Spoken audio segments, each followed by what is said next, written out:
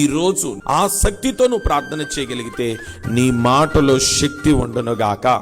దైవజనుడా, నీ 3.5 నిమిషాల ప్రార్థనకు అగ్ని ఆకాశం నుండి దిగిరావడానికి కారణం ఏంటి అన్న దైవజనుని అడిగితే, ఈ 3.5 నిమిషాల ప్రార్థన వెనకాల 3.5 సంవత్సరములు ఆసక్తితో నేను ప్రార్థన చేస్తున్నాను.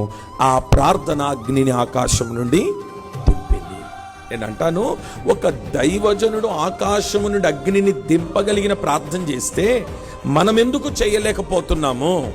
మనలాంటి స్వభావము కలిగిన మనుషుడే కదా, మనలాంటి నరుడే కదా, మనలాగా రక్త శరీరం ఉంది కదా, మనలాంటి స్వభావం ఉంది కదా.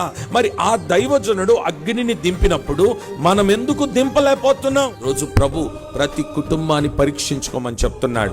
శత్రువు నోరు మూయబడాలన్నా ఆసక్తికరంగా నువ్వు ప్రార్థన చేయగలిగితే, ఆసక్తితో నువ్వు ప్రార్థించగలిగితే, ఆనాడు దైవజనుడు పలకగా వర్షం ఆగినట్లుగా, ఆనాడు దైవజనుడు పలకగా అగ్ని దిగి వచ్చినట్లుగా ఈ రోజు నా దేవుడు అట్టి కార్యం నీ జీవితంలో చెయ్యునుగాక.